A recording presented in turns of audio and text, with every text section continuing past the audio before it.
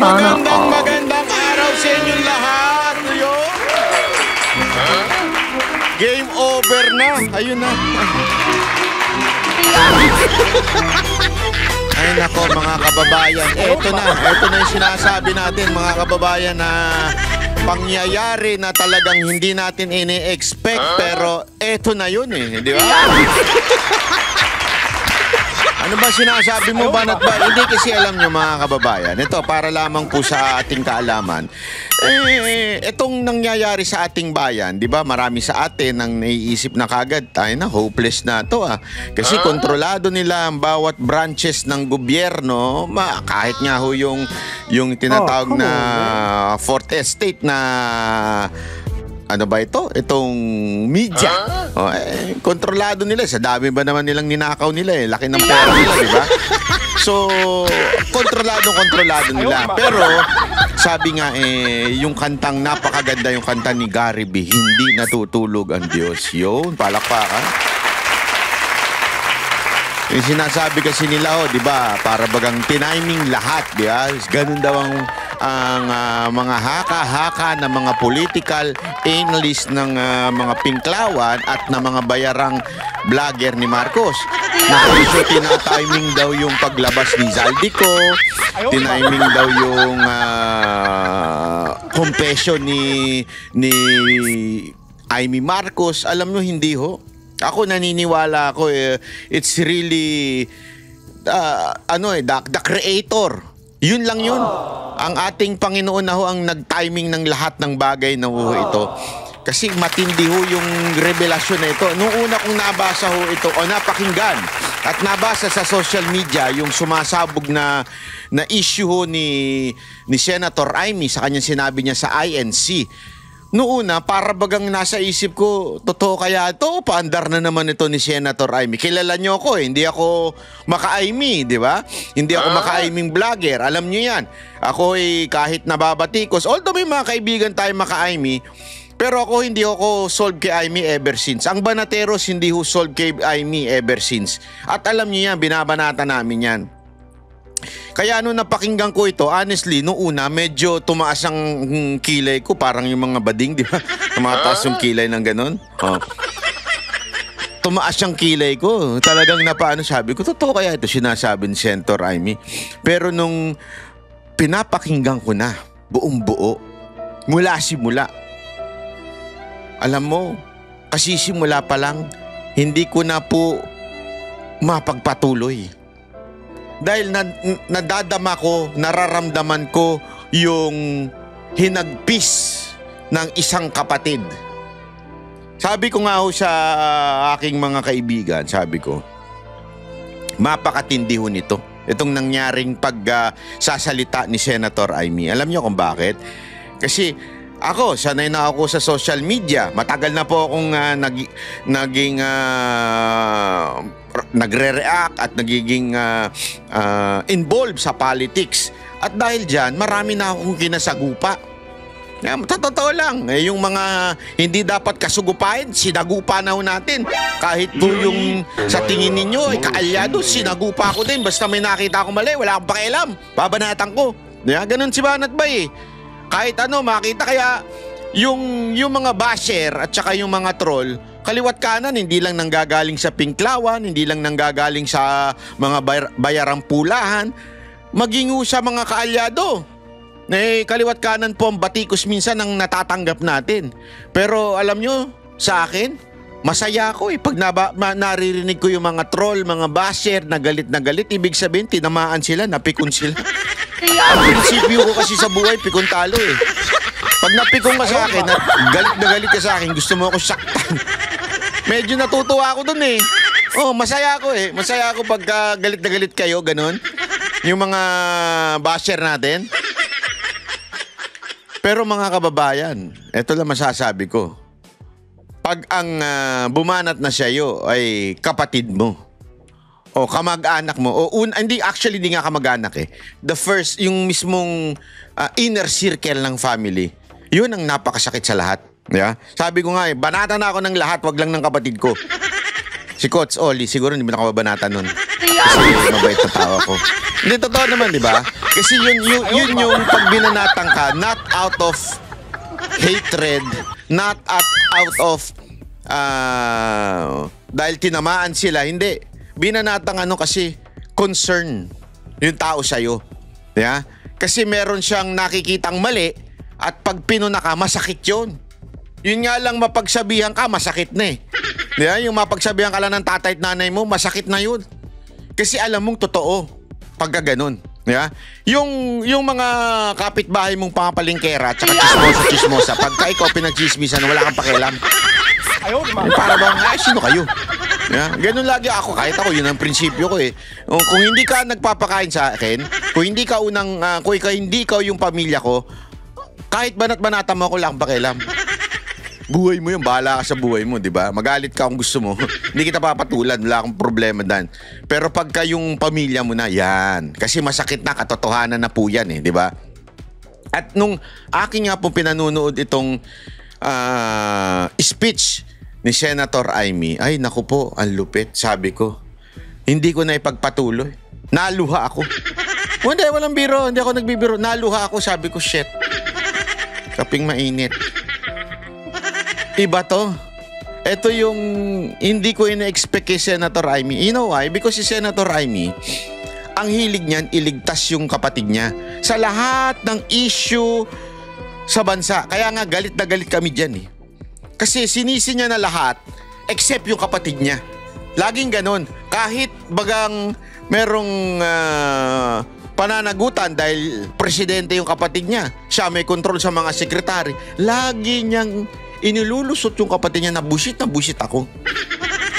Bullshit to ang mga banatero sa ganyan. Kasi lahat binanatan mo except yung kapatid mo. Na alam mong may direktang control sa lahat ng nangyayari sa gobyerno.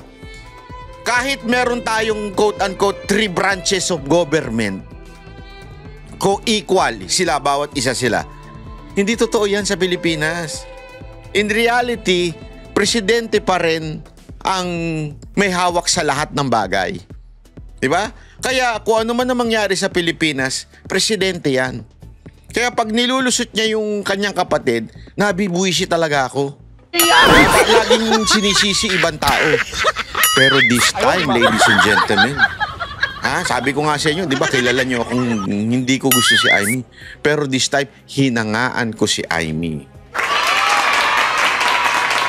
Etong sinabi niyang ito, hindi upang iligtas ang mga Marcos. Kasi lagi niya na ginagawa niya, iligtas ang imahe ng Marcos. This time, it's going to be an international issue. Kilala niyo naman ang Marcos brand eh. Ang Marcos brand, kilala yan sa buong mundo. Bilang naging magnanakaw. Kaya nga, di ba, pinagtatawanan sa mga international movie yung kanilang pamilya, yung nanay niya, lalo na dun tungkol pagdating sa sapatos, di ba? Nai-involve sa ibang mga pelikula yan. Pagka corruption o kaya ill-gotten wealth is equal to Marcos. Alam ng buong mundo yan. Di ba?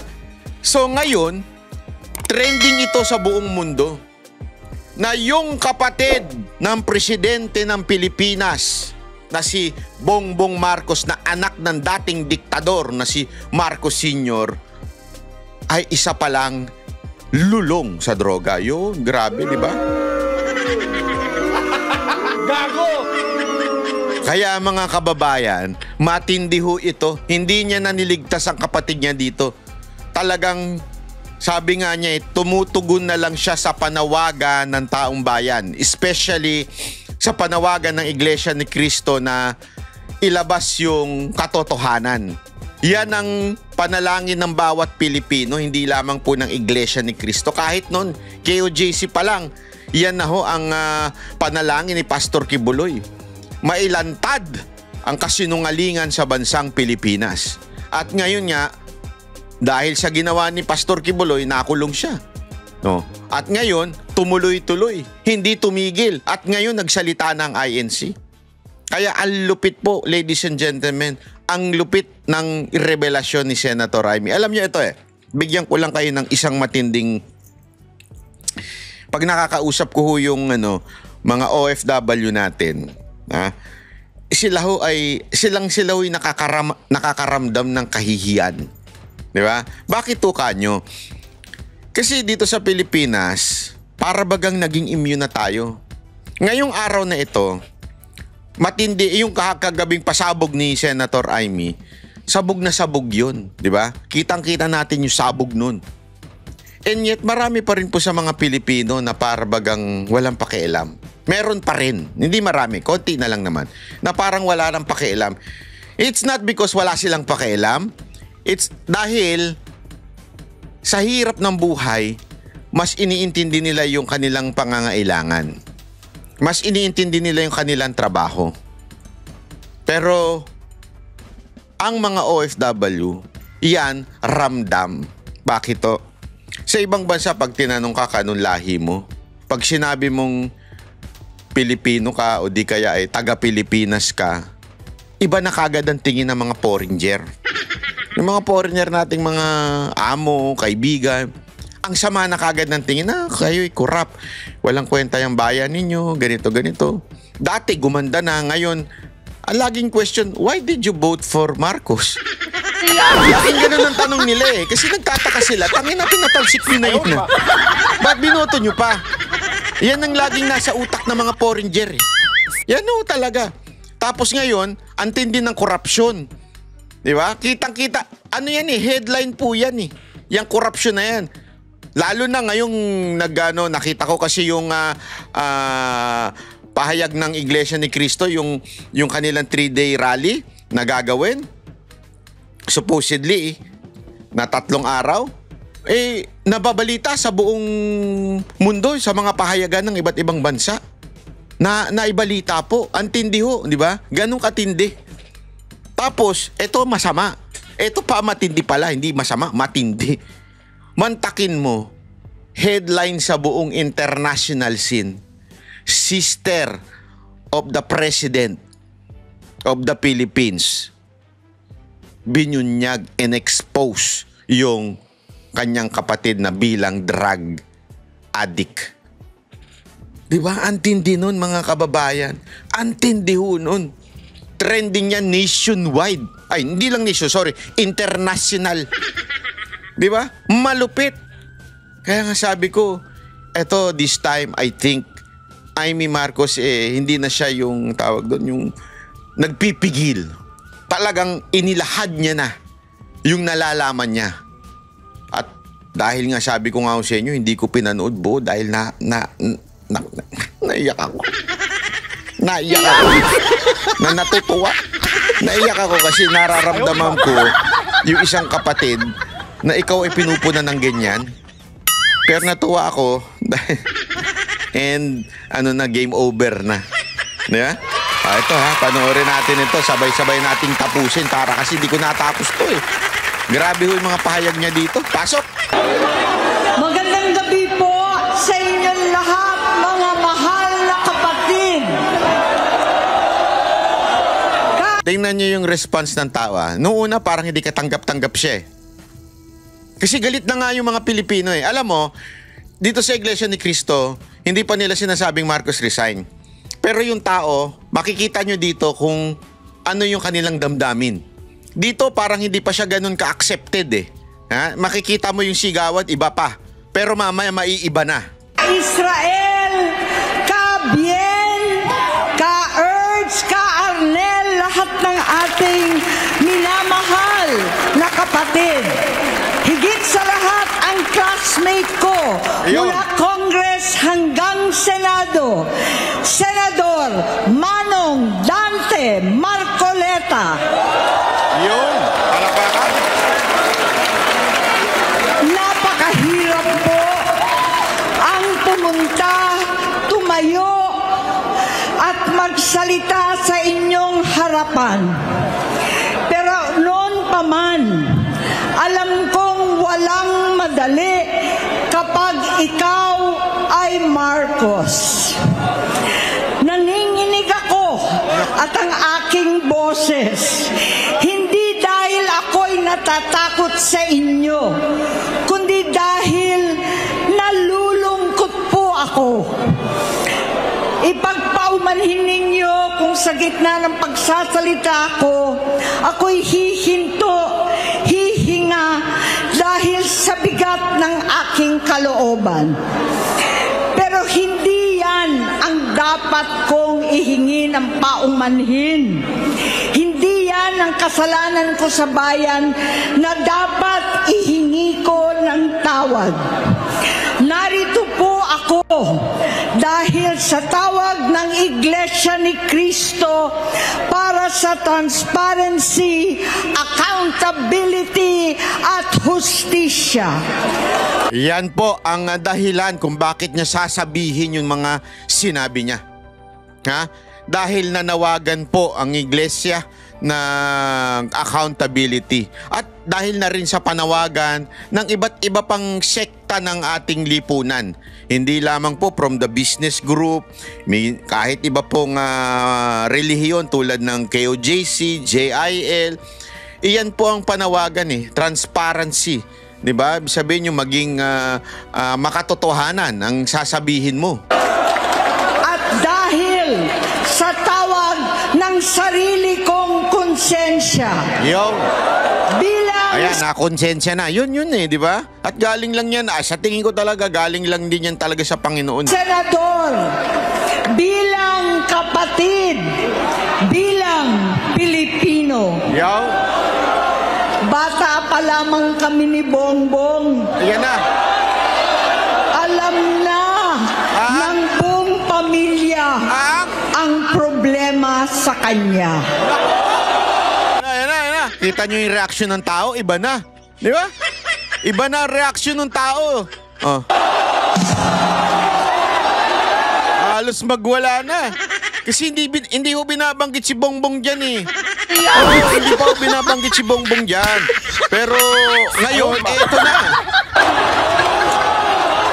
Sa totoo lang, mababasa naman ng lahat ang mga testimonya ng aking ama patungkol sa kanyang ugali at gawain. Nako ba? Noon, dahil may tatay pa kami, hindi ko pa siya responsibilidad. Ayan na. Noong tumatanda, ay mas naging nakakabahala. Ayan na. Batid ko na nagda-drug siya. Nako ba? Ayun na. Kita nyo ba yun? Kita nyo? Umiindak-indak pa yung mga tao. Natalon pa Nakita ninyo? Hindi kasi ako, naintindihan ko talaga na ayaw maging political na mga taga-INC. Kaya hindi binabanggit diyan sa kanilang stage, di ba? Yung Marcos resign o bangag si Marcos. Pero alam mo yung saloobin ng tao Yung tao, eto yung saloobin nila Kaya nga nung nagsalita, abay, tingnan ninyo yung reaksyon, Nalundag pa.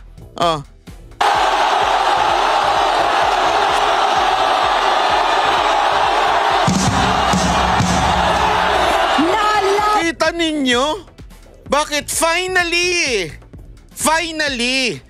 Bakit to, mga kababayan? Malaking bagay ho ito. Malaking bagay. You know why?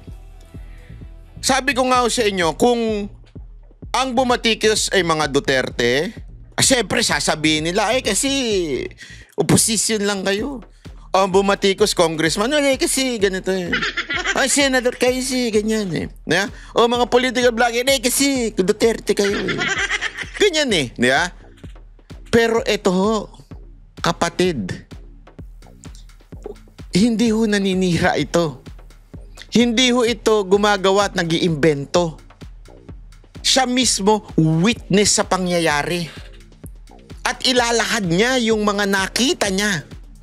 At mga na siya mismo ang nakakita, naka-experience. Hindi pwedeng ito. Sabi ko nga kahit kontrahin pa ito ni Auntie Claire, walang kwenta, walang saysay. Bakit? Si Auntie Claire, kailan lang nakilala yung animal na yan Kailan lang nang pumasok yan Nag-feeling first lady nga yan Nag-feeling anak ni Marcos. Wala namang alam yan kay Marcos. Ito, kasama ni Marcos mula bata hanggang pagtanda. Kasama ng tatay nila mula bata hanggang pagtanda. Siya ang may alam ng tunay na kwento ni Bongbong Marcos. Wala nang iba. Yan si Auntie Claire, nagpipiling lang yan. Gusto na magpalit ng family name niyang Joke lang. Baka gusto na niya magpalit ng family name. Marcos na lang. ko at ng pamilya. Nalaman ng pamilya. Seryoso ito. Minsan, kami ng presidente. Alam mo, nung may nagkwento sa akin mga kaibigan ko nandyan sa iglesia, na-shock daw silang lahat dyan. Kasi hindi ina-expect na sasabihin ni Amy Marcos eh. Hindi daw ina-expect.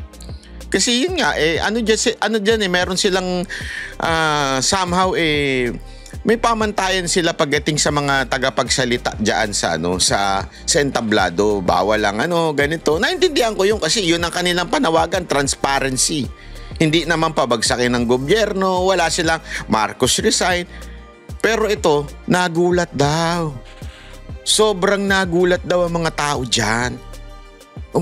Talagang dumagungdong daw yung yung Quirino Grandstand. National Guard at Metro Gompa. Ayan. Ang naglilinis tuwing nagpa-party po sila. Grabe yun, no? Ulitin nga natin yun. Nalaman ko at ng pamilya. Nalaman ng pamilya. Seryoso ito. Minsan, kami ng Presidential Guard at Metro Gompa ang naglilinis tuwing nagpa-party po sila. Grabe. Auntie Claire, di ka pa buhay nun. Buhay ka na pero wala ka pa. Baka nagja-jack and poy ka pa nun. O nagcha-Chinese garter ka pa. Ito yung anong ebidensya ang gusto ninyo? Ito, witness ako. Witness, sabi ni Jaime, ako mismo witness. Ako at yung mga PSG, hindi pa PSG tawag doon, Presidential Guard pa.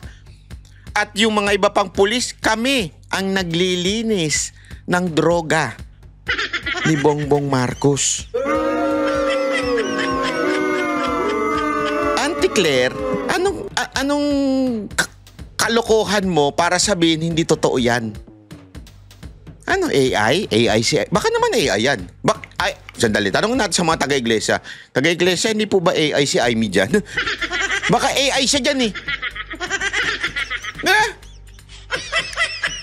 Ang lupit nito Sino magpapasinungaling nito?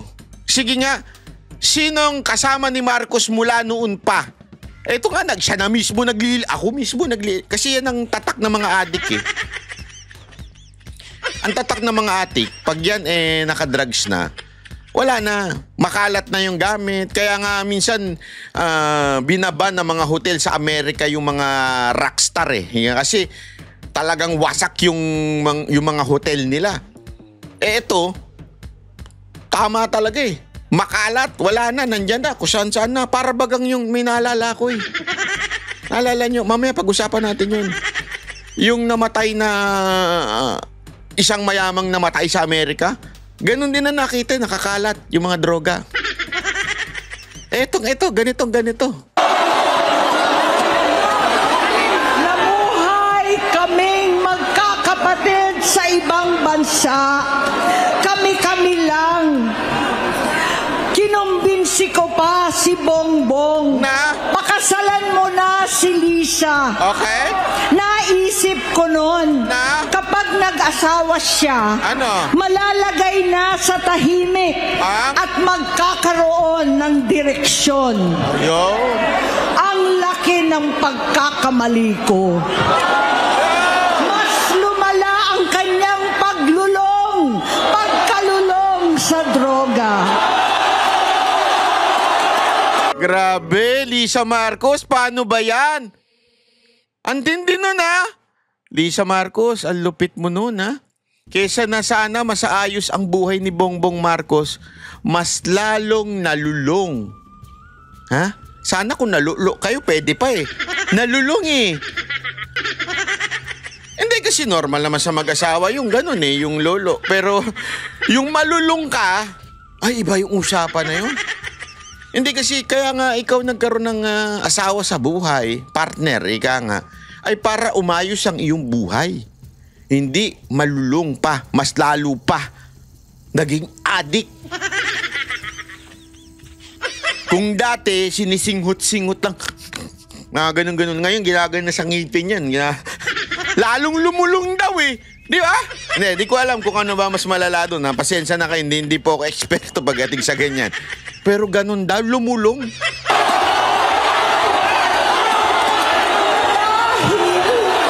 Parehas pala silang mag-asawa.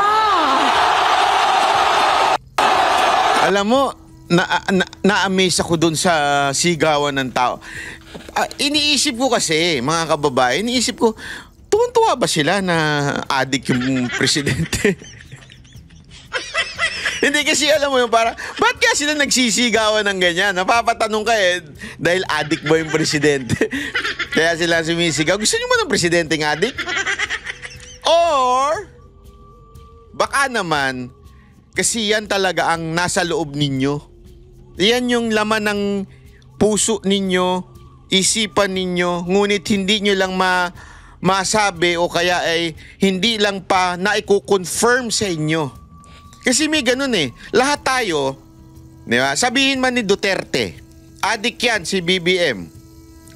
Alam mo yun, may mga nagtatanong pa sa akin, di ba? Na mga kakilala ko na hindi naman sa politika, sasabihin nila sa akin, Banat ba ito totoo ba na adik si Marcos? Sabi ko, yun na sabi ni Duterte, di ko alam, di ba? I cannot say oo or hindi kasi hindi naman ako witness doon. Hindi ko naman siya nakitang nag-hit-hit, di ba? Hindi ako witness, so I cannot say. I will only trust and depend on what PRRD said kasi siya mismo may alam na intel nung panahon na siya ay presidente. Mamaya malalaman ninyo kung paano niya nalaman. Eto, kaya sila nagsisigawan dahil yung 90% or 80% or 30% or 20% or 50% or 99.1% or 99.9% na naniniwala silang adik si Marcos pero meron pang 1% hindi. Yeah? Dito, nung pagsalita ni Amy, yon! Confirm na talagang adik. Kasi wala nang pwedeng magsabing hindi siya adik.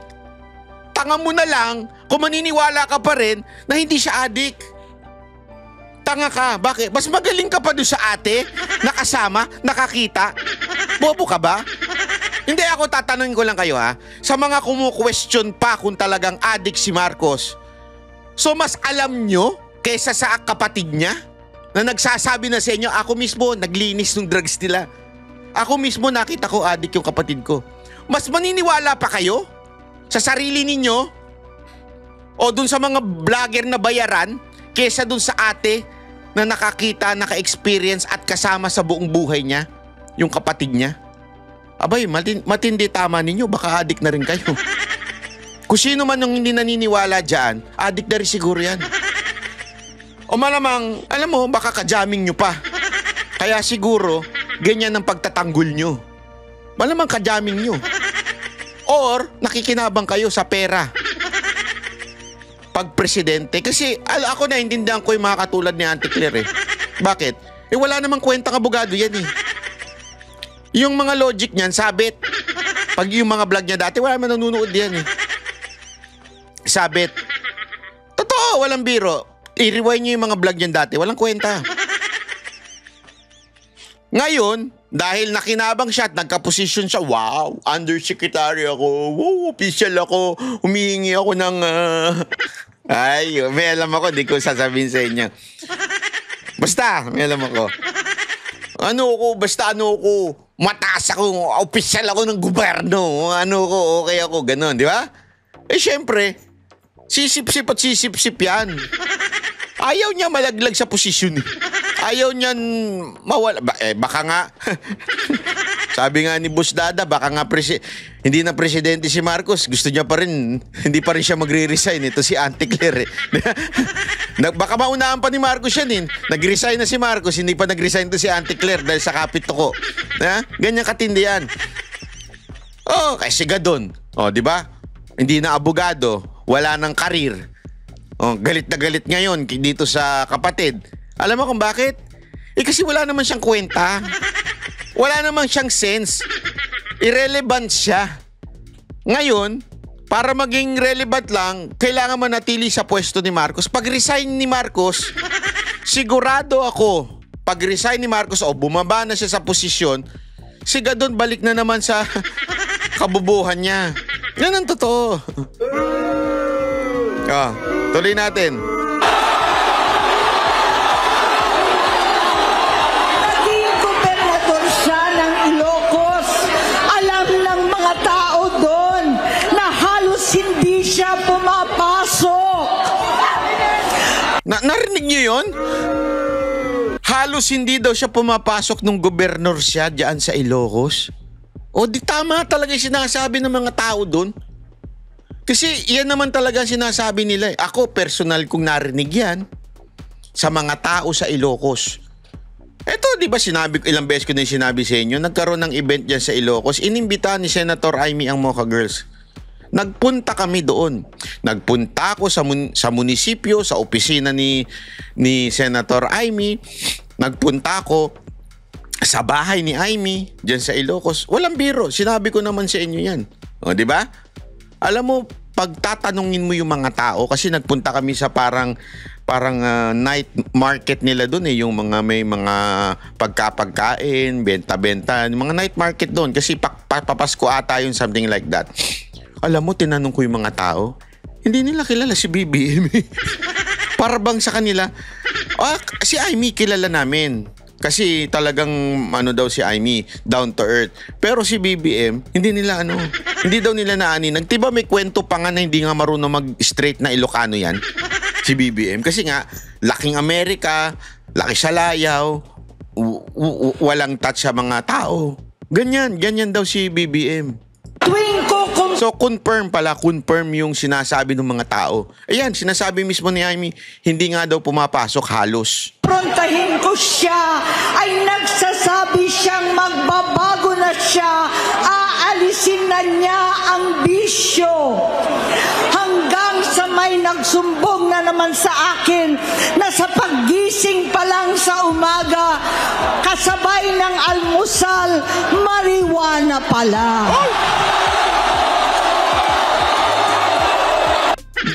Nagmamariwana pagising sa umaga? Ang lupit mo, Marcos. Gago! Hindi, pero may paliwanag yan. There's a scientific explanation to that. And historical in a sense. Meron. Kasi sa Amsterdam, ito para lang sa kaalaman ninyo, nagpunta ako dun sa Amsterdam. Alam nyo naman ako, coffee lover ako eh. Mawala na ang lahat, kahit jowa, asawa. Wala pala akong jowa. Tsaka ng asawa. Huwag lang ang kape. Kaya coffee lang. Unang pinupuntahan ko talaga pag nagpunta ako ng ibang bansa, coffee shop. O kaya cafe. Pambihira sa Amsterdam. Pag sinabi mong coffee shop o kaya cafe, utang ina shit. Hindi kape iaalok sa'yo. Marijuana. Yan talaga. Ito to. Walang biro. Tapos sabi ko, bakit? Kasi daw, yun ang kanilang parang pampagising o whatsoever. Kaya yan. Yun ang istorya niyan, mga kababayan. Siguro, malamang, nung nawala sa Pilipinas sa mga Marcos, baka napunta si Bongbong Marcos doon. Sabi niya, Amsterdam, coffee shop. Magkape muna tayo. Pagpunta niya doon, may marijuana. Ito ba ang pampagising sa umaga? Magawa ko nga sa Pilipinas. Gago! Baka ganun. Hindi, baka lang naman. Hindi ko sinasabing totoo yung kwento ko Baka ganun. Nakapunta siguro doon sa mga coffee shop dyan sa Amsterdam at nakita niya marijuana. Gagawin ko yan sa Pilipinas. Pagising ko sa umaga. Ganun kagad. Maghapon sila.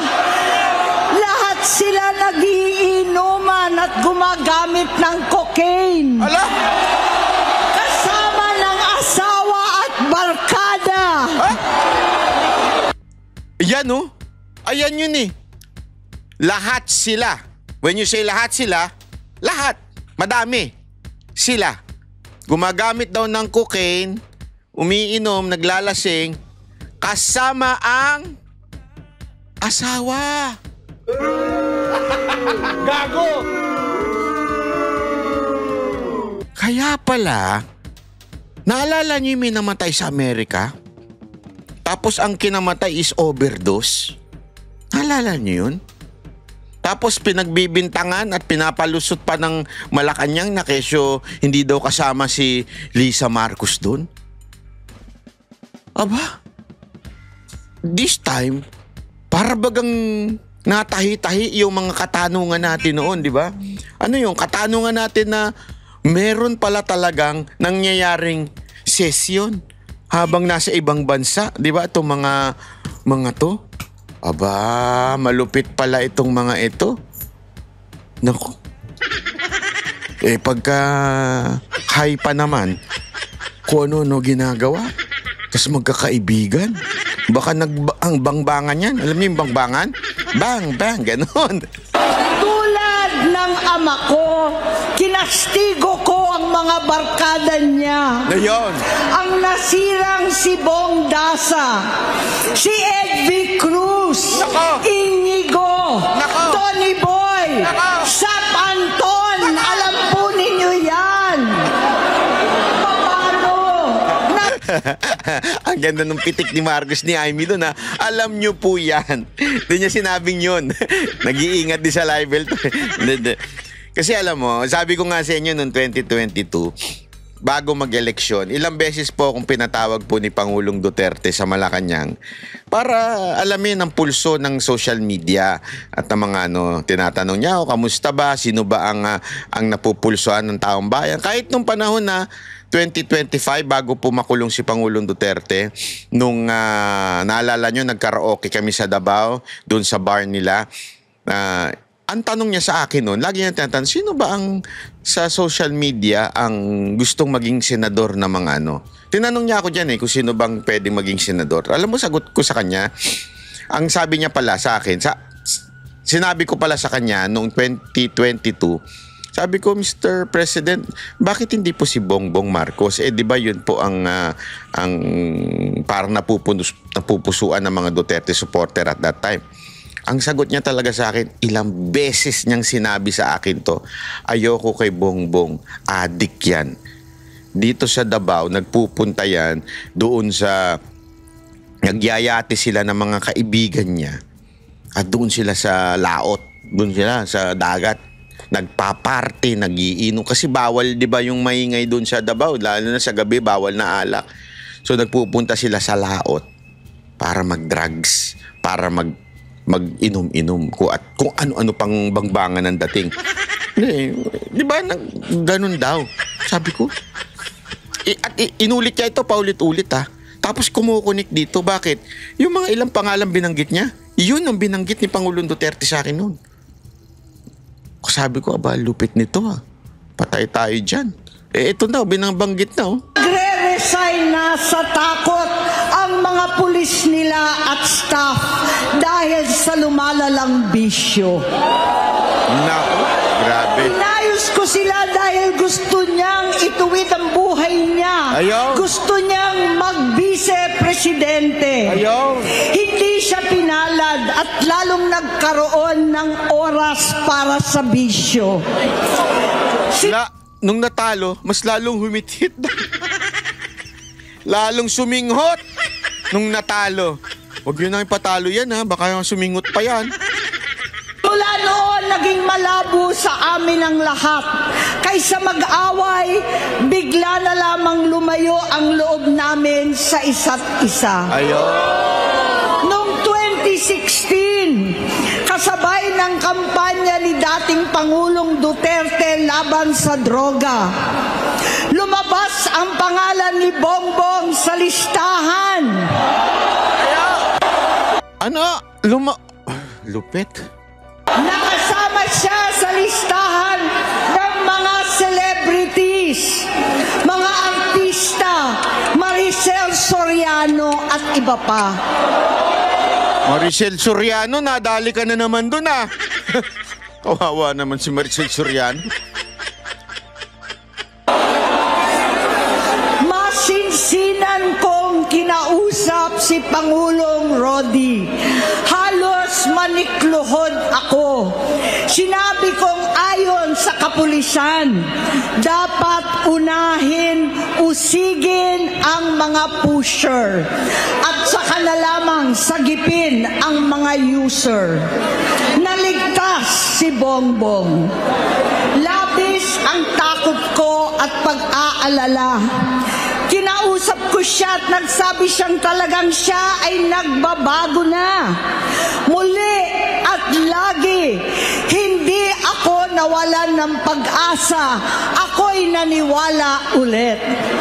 Mula noon na natatanggap ko na lang na balita tungkol sa kapatid ko ay regular na pagpapadoktor.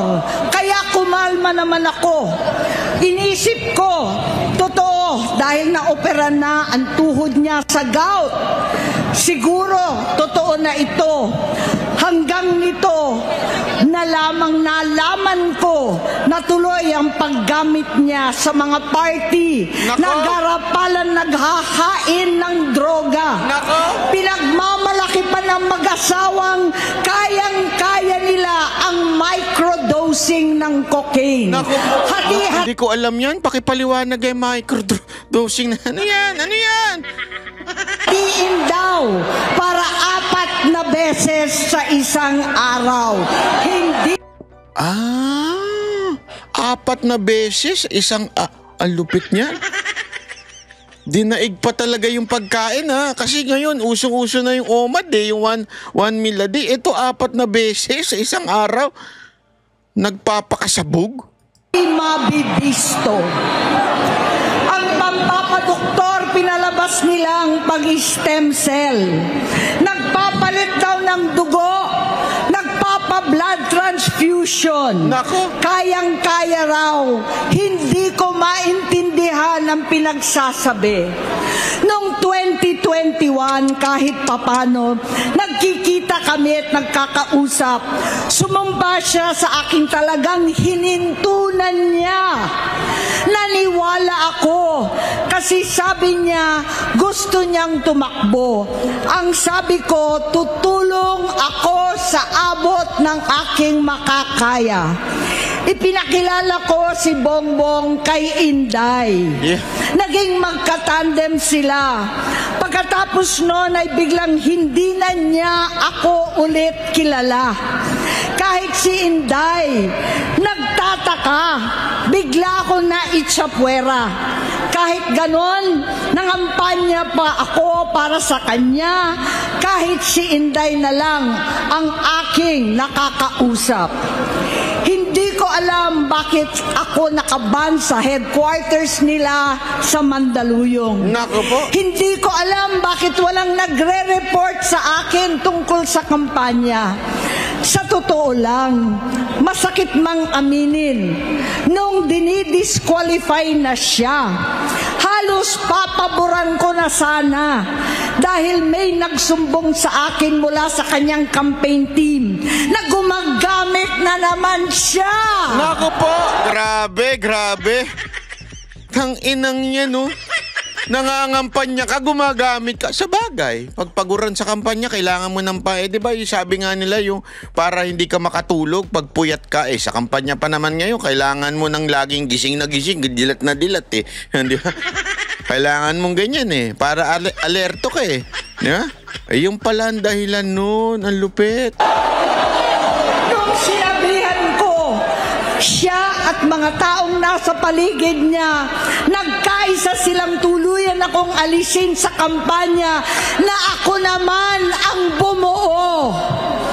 Sinabi nilang gusto ko na siya ay ma-disqualify para ako ang pumalit. Hindi totoo yun. Iniisip ko ang ang kalagayan ng aking kapatid at paano siya magsisilbi kung ganyan ang kalagayan niya. Grabe. Yun, di ba, naalala ko yan yung time na parang paatras daw siya para ipalit si Amy. Yung pala talagang dahilan nun, talagang bumalik habang nangangampanya. Lupit. Pero pinaparating sa akin na hindi siya lulong at minsan na lamang tuwing nagpa-party. Hindi ko maipaliwanag bakit gusto kong maniwala at hindi mawalan ng pag-asa. Noong nanalo siya, naging pinakamalayo na kami sa isa't isa.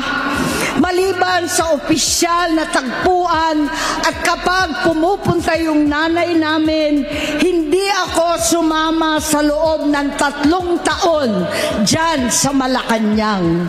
Dahil lantaran na doon ang inuman, Lupit. ang paggamit nila ng cocaine at mga bawal na gamot. Hindi ba ninyo nakikita, naririnig, kakaiba na siya magsalita. Hindi na maintindihan kung ano-ano na ang sinasabi at wala na sa sarili. Nagtatago sa kabaitan niya ang pang-aabuso niya sa droga. Grabe. At nagbunga na ito ng mga nakakapinsalang maling desisyon. Ayun na. Hinayaan niyang kumilos ang mga nakatalibot sa kanya. Yung mga umaastang presidente habang nilululong siya ng mga ito. Hindi na kami nagkausap. Sa harap ng publiko, pinipilit kong magmukha kaming maayos. Pero wala na kaming koneksyon. Hindi ko hinihiling na maunawaan ninyo ako, lahat kayo. Sa palagay ko, ang makakaunawa lamang sa akin ay ang mga pamilyang may pinagdaanan sa adiksyon, sa inom, sa sugal, sa alak, sa bisyo, higit sa lahat, sa droga. Yun. Pag hindi ko siya nakakasama, buong aking loob na ipasok sa institusyon, ipagamot, iparehab ko na yan. Pero tuwing maghaharap kami noon, hindi kaya ng aking kalooban na gawin yon. Tuwing magsasabi siya sa akin na magbabago na siya, hindi ko siya kayang tiisin. Hindi ko kayang ipagkait sa kanyang pagkakataon at pagbabakasakali. Umaasa ako at laging nananalangin na sana. Oo nga, nagbago na siya. Yun. Hanggang dumating ang 2024 at 2025. Ayan na. Oh. Hindi, kasi matindi ito, ha? Ang lupit. Yung bisyo niya na ang dahilan ng pagbaha ng korupsyon, kawalang direksyon, at maling-maling mga desisyon. Walang accountability, wala nang hustisya. Yan yun eh. Yan yung masakit dun eh. Alam mo, sa totoo lang, ha? Ito, makinig kayo mga kababayan. Wala tayong pakialam kung adik yung presidente. Kung sakali lang, hindi ko sinasabing mabuti yun. Pero kasi pag adik ka, wala ka na sa katamang kaisipan. You're mentally, paano mo masasabihin yung mentally unstable? Diba? Kasi siyempre, ka na eh. Tamang hinala. Pag may tamang hinala ka, yung desisyon mo mali-mali na. Yeah? Tapos, ang iisipin mo, paano na lang magkamkam ng pera.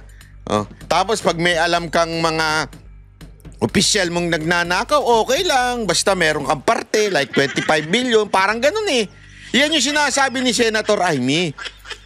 Nagkaloko-loko na ang bayan dahil nga addict siya. Yun ang problema. Hindi naman dahil lang sa, bakit ba? Anong pakialam nyo? Health reason naman yun.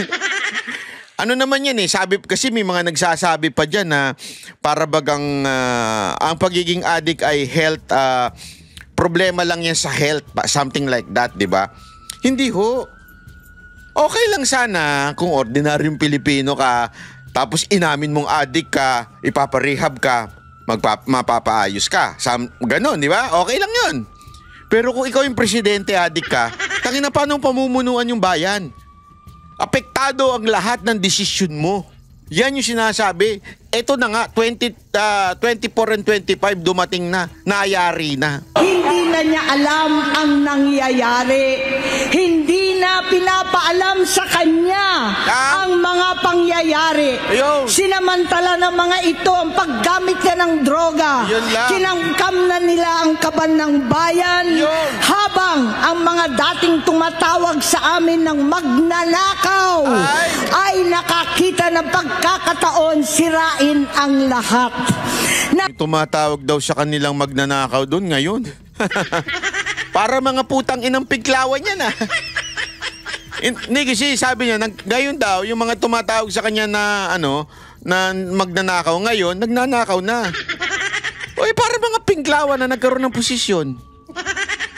Ang dami dyan, mga dilawan na galit, diktador. Ganun sila nun, ganun sa mga Marcos. Magnanakaw. Parang yung sumisigaw ngayon sa mga mga ikulong na yan, mga kulangot, yung mga ganyan. Tawag-tawag sa kanila pero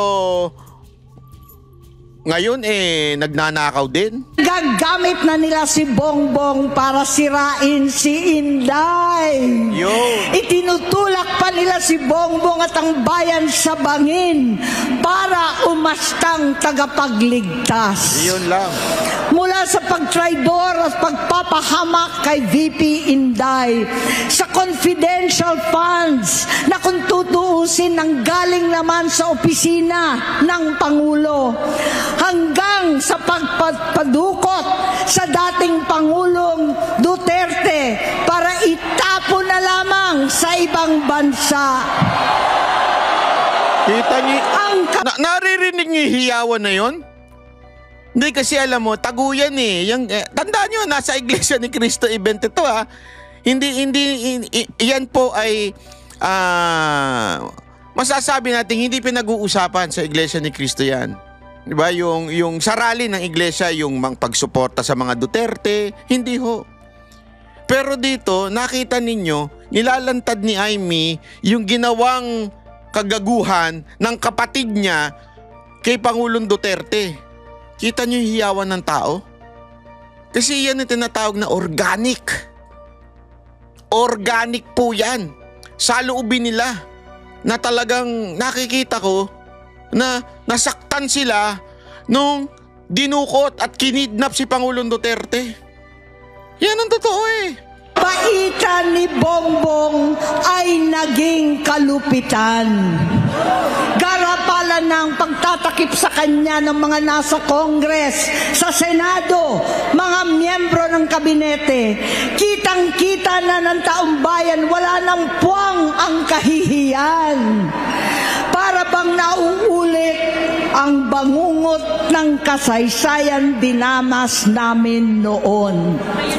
68 years old po ang tatay ko nung pinatalsik sa pwesto. Yun. 68 years old na rin si Bongbong ngayon. November 17. Grabe yun Parehong edad. Naku po. Eto na nga, mamaya may papaliwanag po ako sa inyo. Din, noong 2021, nung nakumbinsi ko si Inday na magbise kay Bongbong. November 18 po, bukas, ang ikatlong araw natin. Yo. 9 na taon na nakakaraan. Saktong November 18 pa talaga na pinalibing ni Pangulong Duterte ang tatay ko sa libingan ng mga bayani. Grabe. Goosebumps ako dito Kinikilabutan ako dito, ah. Sabi ko nga sa inyo, ito meron ako ipapaliwanag sa inyo. Ako ito kutob lang naman. Hindi ko naman sinasabing ako isang manghuhula, propeta o kung ano man. 'Di ba noong una marami nagtatanong, maraming political analyst na nagsasabi, bakit 3 araw, bakit ganito, ganyan. Lalo na yung mga pink tae, ang dami nilang paliwanag diyan. Ako kasi, 'di ba sinabi ko na sa inyo, ang aking lang, maaring hindi ito ang dahilan ng INC. I do not know, wala akong alam. Pero ito siguro ay itinakda na rin ng ating Panginoon. Na yung 3 araw kasi na yun, tandaan nyo, 3 araw ang Panginoon ay bago siya mabuhay muli. And that death, I think, hindi pala I think, totoo pala, that death is the way of God para maibalik tayo sa Kanya. Tandaan ninyo, nung kay Adan at kay Eva, the firstborn, sinasabi nga ay nagkasala, kaya tayo ay na-separate sa ating Panginoon. And itong Son of Man o itong Panginoong Jesus, di ba? Namatay at nabuhay. Pinagbayaran yung kasalanan natin, kaya po namatay siya kasi the wages of sin is death. After 3 days, nabuhay siya. Anong implication nun? That whoever believes in Him shall not perish but have eternal life. Ibig sabihin nun, bagong buhay. Yung pagkabuhay ng Panginoong Hesus ay pag-connect muli sa atin sa Diyos Ama kung sino man ang tumanggap sa Kanyang anak. Yun eh. Diba? Kaya nabuhay sa pangatlong araw ang ating Panginoong Hesus. Ibig sabihin, bagong buhay.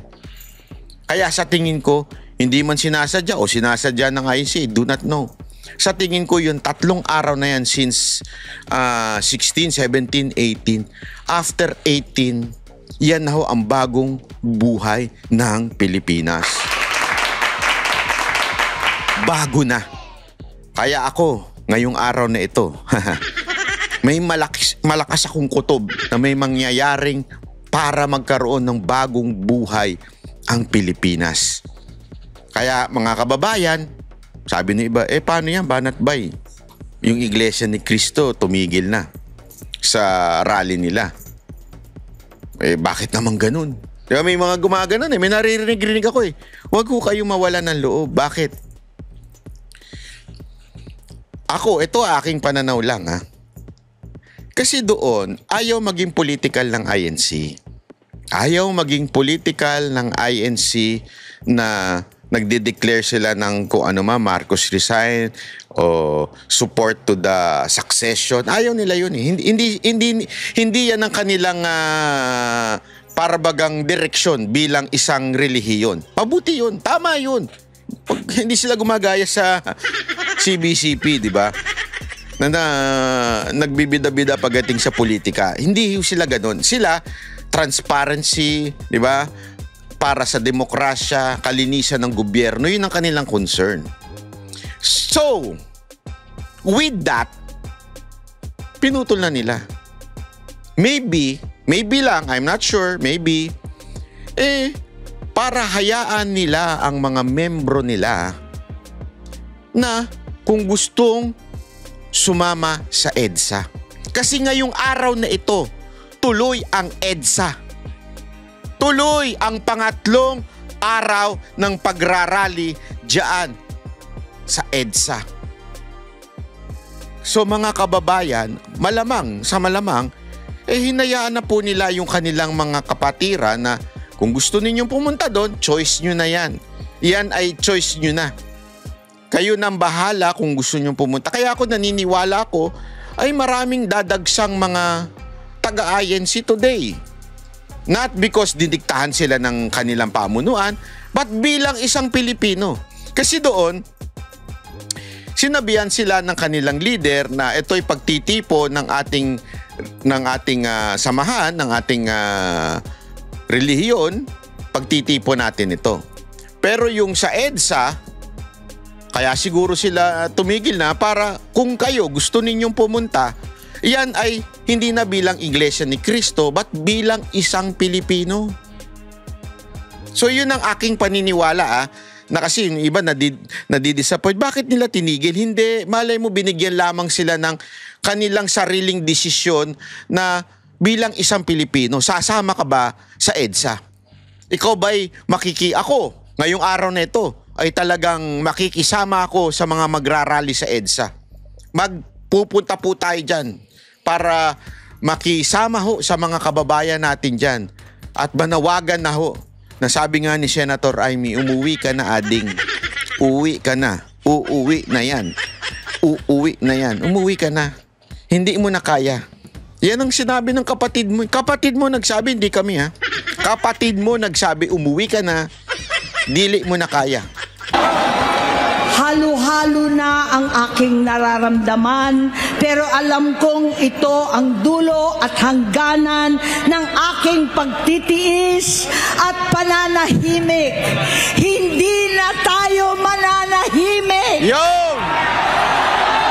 Dahil nalaman kong pati ang mga anak niya ay nagdodroga na. Ako po!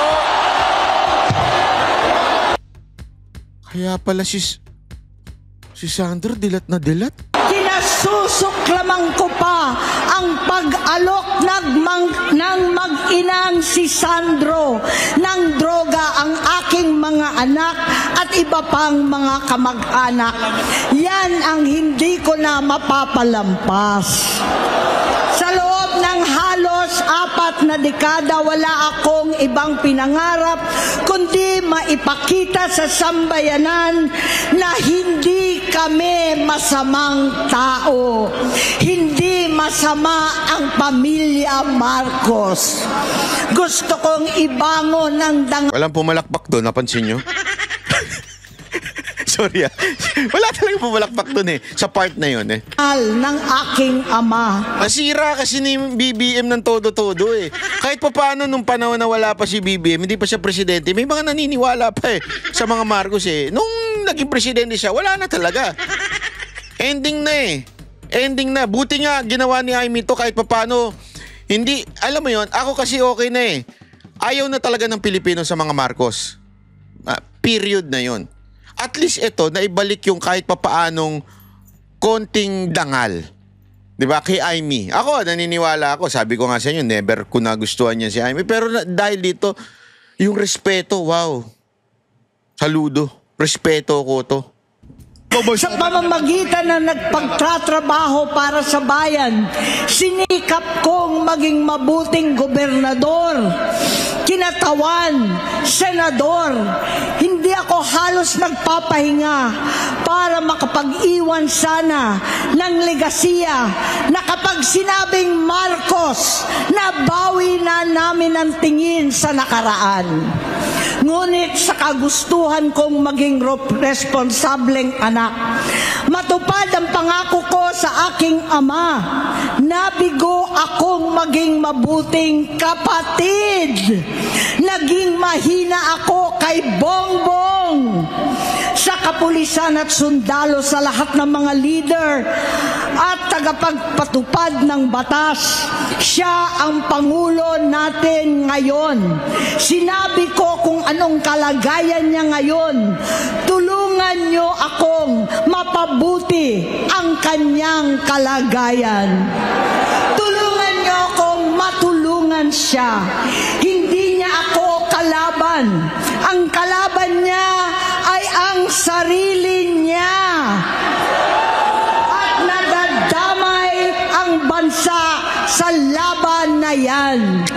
Bilang senador at lingkod bayan, batid ko ang mga problema at gaya ng bayan, alam ko rin ano ang solusyon.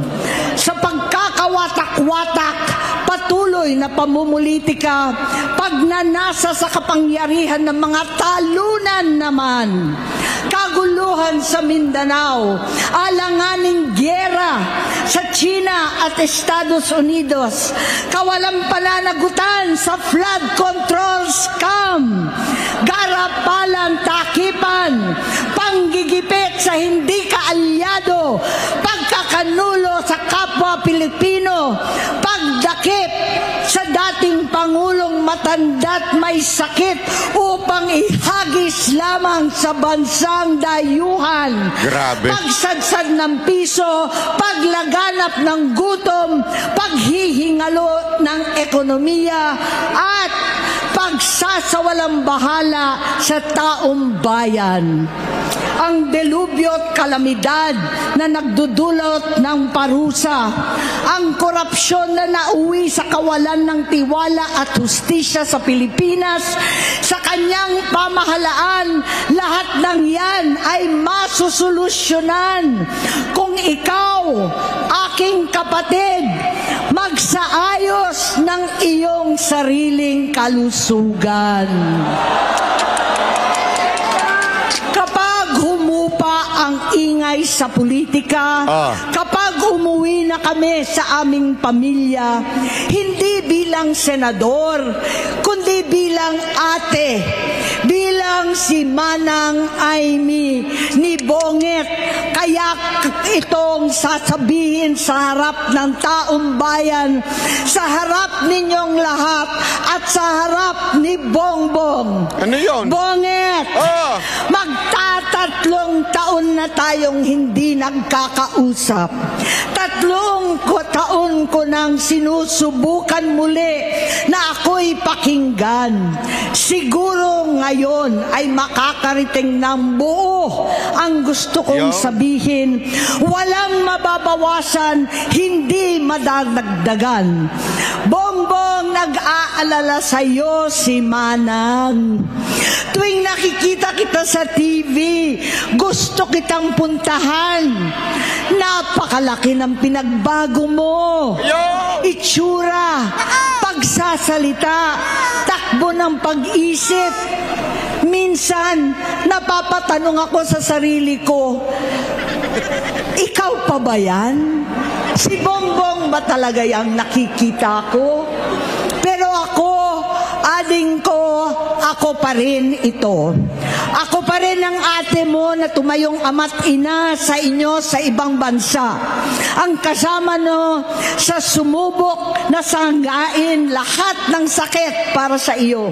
Ang kapatid mo na hindi mo kailangan hingan ng tawad dahil agad ka nang iniintindi at tatanggapin dahil mahal kita. Grabe. Nakakaano, no? Makabagdamdamin yung mensahe niya. Hindi, alam mo yun, concern siya eh. Kaya, eto yun eh, baka kasi sabihin ng iba, kung talagang concern siya, bakit di na lang niya sinabi ng private? Tinataboy nga daw siya eh. Diba? Tinataboy nga siya, ayaw palapitin, hindi makano. Kaya nga sabi nga niya, maybe this time, papansinin mo na ako. Maybe this time, kakausapin mo na ako. Kasi hindi na kita ma-recognize. Alam nyo yung ginagawa ni Aimee? Is to save his brother. Kasi alam niya na one day, titirik na lang mata niyan. Oo! Alam naman natin ang ending ng isang adik.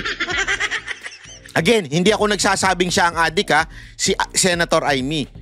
Alam naman natin ang ending ng mga yan. So siya, sabi nga niya, hindi ko na ma-recognize yung kapatid ko. Iba na yung pananal... Gumaganon-ganon, bigla lang tatawa. Gumaganon-ganon na lang.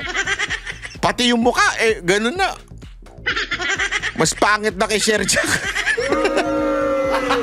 Gago! Diba?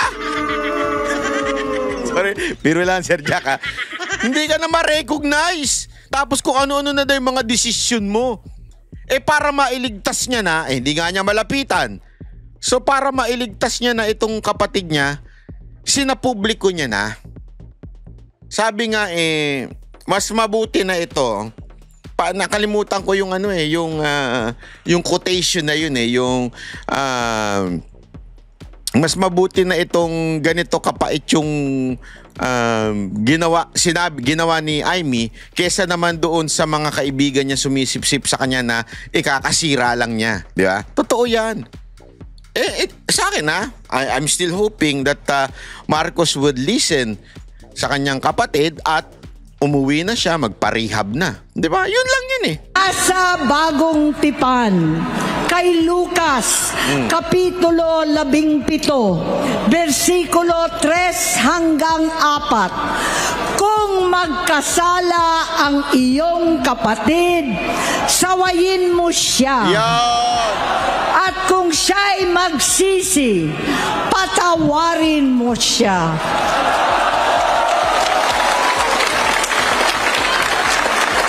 Tama na, ading ko. Tapusin mo na ang paghihirap mo at ng bayan. Gaya noong umalis tayo sa palasyo, kaya ko pa rin hawakan ang iyong kamay. Huwag kang matakot.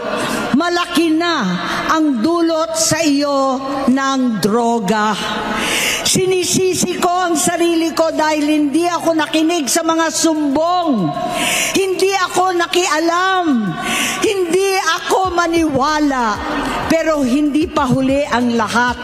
Tama na, ading ko. Magpahinga na tayo. Yon. Umuwi na tayo. Magpagamot, magpagaling. At Yon. nangangako ako, hindi ako malilingat, hindi ako magkukulang. Grabe, ito yung talagang ramdam mo yung ate, di ba? Ito yung famous proverb, better the bitter truth than a sweet lie. Ha? Better the bitter truth than a sweet lie. Siyempre, yung mga kakampi niya, mga kasama niya, binubuli siya, Mr. President, you're looking good. Mr. President, that's a good decision. That's a good move. Di ba? Binubola siya eh. Sigurado, that's what you call sweet lie. At least ito, better, di ba? Better yung bitter truth than a sweet lie. Ito, bitter truth to eh. Masakit. Di ba? Sabi nga nila, yung gamot minsan pangit ang lasa niyan. Pero makakapagpagaling siya yan. Di ba? Lahat ng kasama mo ngayon, hindi natin kasama sa pinakamadilim na bahagi ng buhay natin. Yun! Kasama mo sila ngayon dahil nasa taas ka pa. Ayan. Ako at ang ating mga tunay na kapatid dito sa Luneta ang kasama mo kahit magdilim ulit ang lahat. Ganda nun. Ganda nun, Brad. Hey, sister. Ang ganda nun. Kasi tama nga naman eh. Nakalimutan na ni BBM na darating ang panahon, he will step down. At pagbaba niyan, kaliwat kanan ng kaso sa kanya. Yung mga tauhan niya, iiwan siya. Babalik na naman siya sa sarili niya, doon sa kubol niya. Ewan ko kung anong gagawin nila nung asawa niya. Diba? Nasa kapangyarihan ka, nalulung ka. Nalulung ka na sa kapangyarihan. Eto, kapatid mo nag-a-advise sa'yo, babalik ka rin sa pamilya. Pamilya ang lagi mong sandigan. So sana, Bongbong, makinig ka. Mo ang iniisip at ibinubulong nilang ambisyon. Unahin na natin ang kalusugan mo dahil sa adiksyon nabigyan mo ng malubhang karamdaman ang buong bansang Pilipino. Grabe, maganda yun. Dahil sa addiction mo. Lupit nun, Brad. Dahil sa addiction mo, nagkaroon ng karamdaman ng buong Pilipinas. Wala siguro sa atin ang hindi aayon doon. Except si Auntie Claire. Basta sip-sip yung animo. Makasip-sip, kulang na lang. Dilaan ng tumbong ni Marcos eh. Hindi, totoo. Siguro si Auntie Claire na lang sisip-sip sa'yo. Wala siguro magsasabi na ngayon ay gumanda ang buhay ko sa Pilipinas. Sumaya ang buhay ko. Mas lalo akong sumigla. Ang ekonomiya nagtagumpay. Wala na sigurong magsasabing ganyan eh. Kung hindi yung mga bayaran mong vlogger, yan si Auntie Claire, at saka yung mga nasa posisyon. Pero kitang-kita nyo na bumagsak ang Pilipinas. Yung ano na lang eh, yung dolyar na lang eh. Diba? Sabi ko nga sa iyo, there's a global factor dyan sa dolyar. But even the mga economists natin, alam nila na ang problema talaga, kaya bumagsak yung dolyar ay dahil yung sa antindi ng import, tapos konti lang ini-export natin, tapos nagkataasan na ho ang korupsyon, na uubos ang pera ng gobyerno, umaalis sa mga investor. Alam nila yun eh. Sila na nga nagsasabi. So madaling salita, tama talaga eh. Dahil sa pagiging addict, according to Senator Amy, nasira ang Pilipinas. Pero sinabi na ni PRRD yan nun eh. Kaya sana this time makinig na yung taong bayan. Panahon na para pumunta tayo sa EDSA ngayong araw na ito. Para ipanawagan sa gobyerno ang tunay na pagbabago sa isang mapayapa at legal na paraan. Patatanda na tayo. Sakitan na si Mami. Alagaan na lang natin ang isa't isa. Yon. Kaliwat kanan man ang panghuhusga sa akin, malinaw sa aking puso na dapat mauna ang Diyos, ang bayan, pamilya at sarili. Yon. Hanggang sa mga oras na ito, Bonget, gusto kong malaman mo na hindi kita sinusukuan. Hindi ko kakayanin kung mapapahamak ka. Kaya hinihingi ko na tayo'y umuwi na, mamahinga alang sa iyong kalusugan. Kaya kung mabigo at mawala sa iyo ang posisyon, pero hindi ko kayang mawala ka sa amin. Ayusin mo ang sarili mo. Ganda nun ha. Panalo yun, Amy. Panalo yung sinabi mong yan. Panalo. Maganda. Maganda yung sinabi mo. Ha? Mawala na posisyon, wag ka lang. Yung kapatid ko lang. Kasi naniniwala ako dyan eh. Ako ganun din eh. Sigurado ako ganun din kayo sa kapatid nyo. Diba? Marami nga sa inyo nagpapakapokpok na dahil sa kapatid.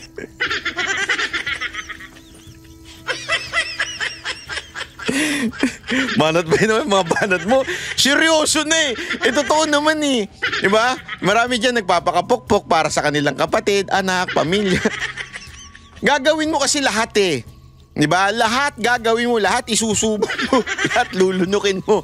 Basta lang sa maisalba mo yung immediate family mo. Tama, mali? Diba? Oh. Yan yung sinasabi ni Senator Amy, kahit mawala ako sa posisyon. Kasi tama eh. This really is something na revelation ito.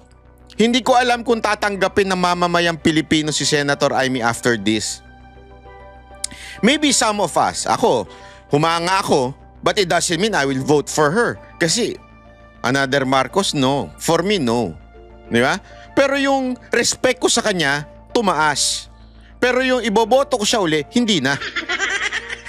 Totoo, that's the truth eh. So, ibig ko lang po sabihin mga kababayan, eto si Senator Amy, sabi niya, okay na, kahit mawala na kami sa politika, maisalba ko lang tong kapatid ko. Palakpakan. Mag-i-standing ovation sana ako eh.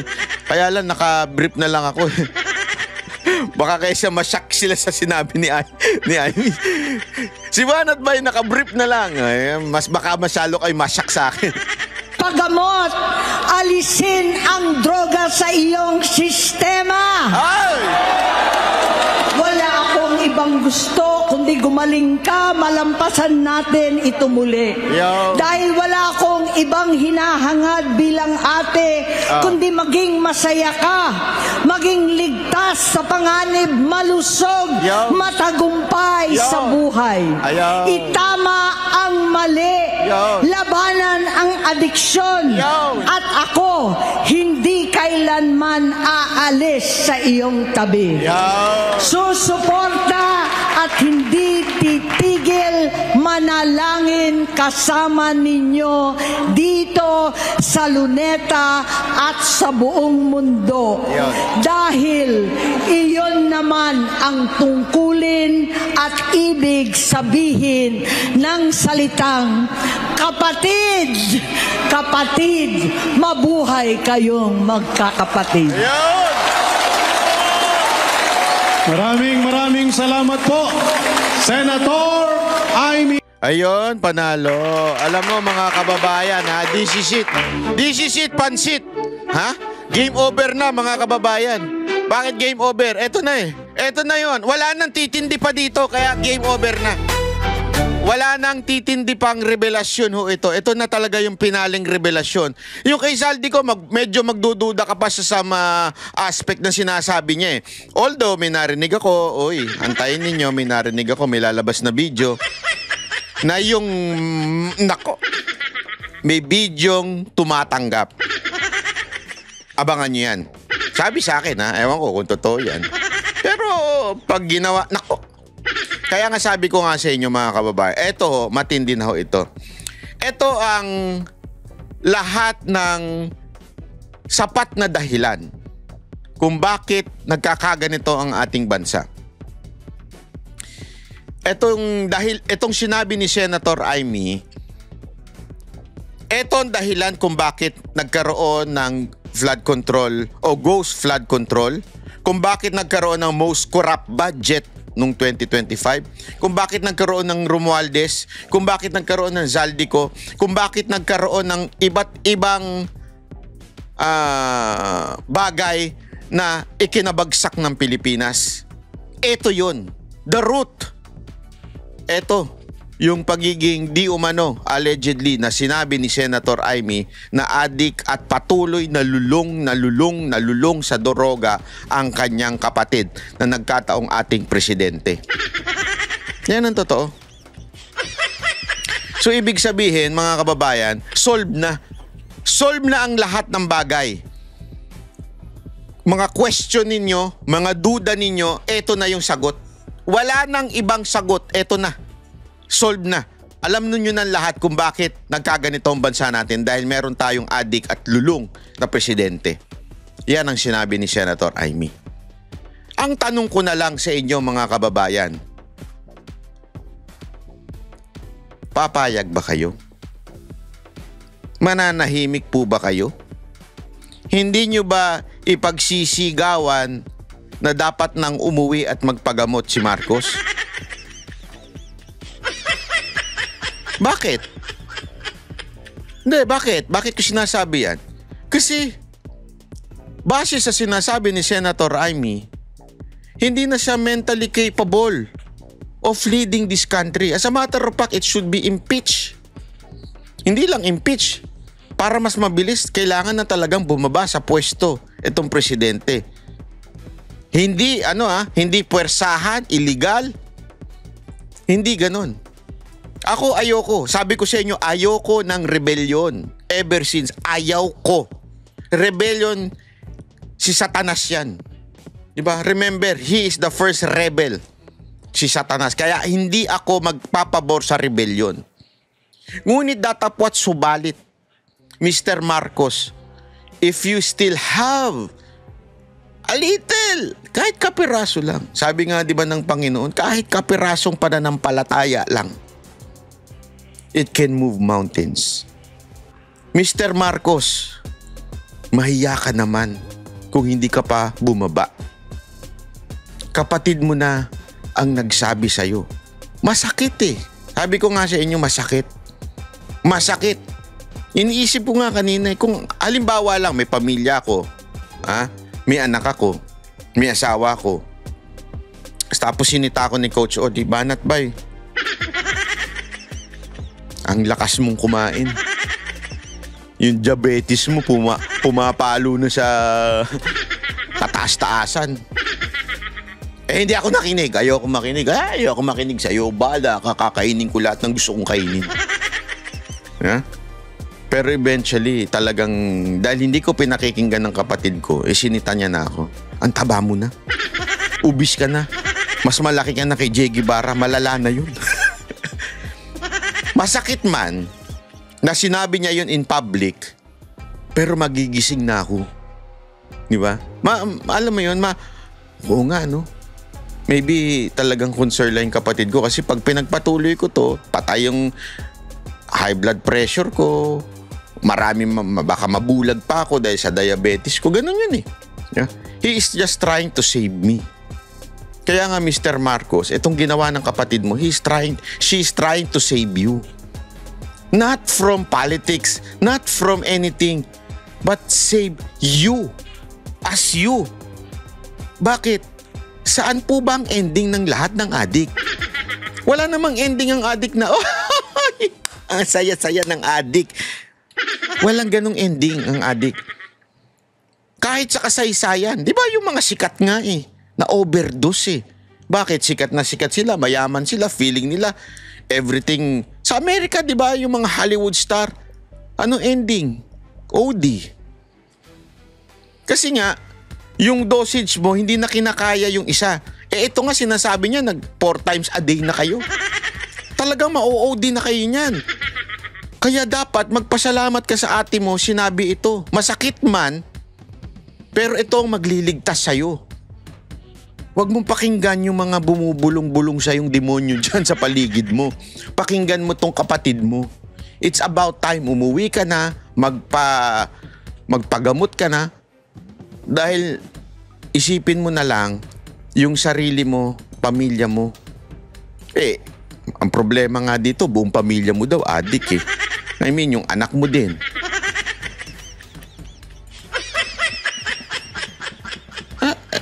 Bakit? Sa tingin mo, hindi, yun ang sinabi ni Senator Raimi. Kaya nga sabi ko nga, eto nga Mr. Marcos ano sa tingin mo ending mo? Makuha mo lahat ng pera ng Pilipinas? Hindi, let's assume. Sige, i-assume na natin. Lahat ng imaginasyon natin, i-assume na natin. Maging mapagmamayari mo ang Pilipinas, makuha mo lahat ng pera, tapos, ano mangyari? Isasama mo yan sa libingan mo? Hindi ba nakita nangyari sa inyo? Naisama ba ng tatay mo? Hindi, ako nagtatanong lang Hindi ito pambabasto sa tatay Lahat ng tao. Lahat ng tao hindi masasama ang kanyang kayamanan. Dangal, makakalimutan ng tao yan. Lahat yan makakalimutan. O yung mga namatay naalala nyo pa? Yung mga bayani nga natin, hindi nyo na naalala Yung mga tunay na bayani natin, naalala? Hindi na. Yung mga kabataan ngayon, kilala pa niyo yung mga bayani? Hindi na. Ang kilala nyo yung mga... ewan. Diba? Naintindihan nyo ibig sabihin? Lahat tayo mawawala. So anong dapat mong gawin? Ang importante, yung pamilya. Family is more important than anything else in this world. Sabi ko nga sa inyo Ako, nagtatrabaho? Wala man akong pamilya Hindi ako nagtatrabaho para sa sarili ko lang. Nagtatrabaho ko dahil sa aking family. Yung aking parents. Diba? Yun po, doon ako nagtatrabaho. Kasi yun ang pinaka-importante sa lahat, more than anything else.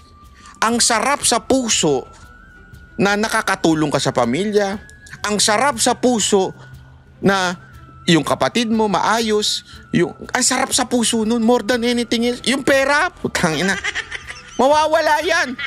Kaya ka lang nilalapitan ng tao ngayon dahil nasa kapangyarihan ka. Yun ang sinabi ni Amy at tama siya doon. Kaya yung mga sumisip sa'yo, lalong-lalo na si Auntie Claire, mawala ka na sa kapangyarihan yan, tingnan mo, babanatan ka niyan in the future. Kasi, vlogger yan Kailangan lang niya ng content. Ngayon, content ka niya. Ngayon, nasa position siya. Pero tinan mo, maglalahong parang bula din yan. Kasi nga, mahina. Mahina naman talaga logic yan Maglalahong parang bula yan. At pag nalaho parang bula yan, isa kanyan siguro malamang sa malamang itatakwin. Kasi paganong-ganon yan Tapos pakikinggan mo siya o yung advice ng mga tao mo, pakikinggan mo? Wala. Makinig ka sa kapatid mo. Yun lang ang akin. Pakinggan mo ang kapatid mo. Yan ang tunay na nagmamahal sa'yo. Hindi ang asawa mo. Hindi kasi minsan katotohanan naman yun Minsan yung asawa hindi naman talaga yun ang tunay nagmamahal Minsan yung kapatid talaga Pakinggan mo. Okay? So paano mga kababayan, kita-kita po tayo mamaya diyan sa pagka ginugel nyo diyan lagpas yan ng EDSA Shrine doon sa susunod pa sa White Plains, okay? So White Plains EDSA, corner EDSA, yon doon po. Alam ko matraffic, maraming pulis dyan. Kasi grabe talagang kawawa yung mga kapulisan natin dyan. Pero kayong mga kapulisan, payag ba kayo na ganyan ng commander-in-chief nyo? At kayo mga AFP, ganyan ng commander-in-chief nyo? Kung payag kayo at hindi kayo payag, kausapin nyo si Senator Amy. Hindi ako si Senator Amy. Kasi ako wala akong masasabi sa inyo. Buhay nyo yan Kausapin nyo si Senator Amy. Kasi kapatid niya yung commander-in-chief nyo Diba? So, kausapin nyo sila. So, mamaya magkita-kita ho tayo para isang mapayapang at pananalangin sa ating Diyos. Magkita-kita po tayo dyan sa EDSA White Plains ngayong araw na ito. Ito na yung pangatlo at ang final rally. Palakpakan tayo. Maraming salamat po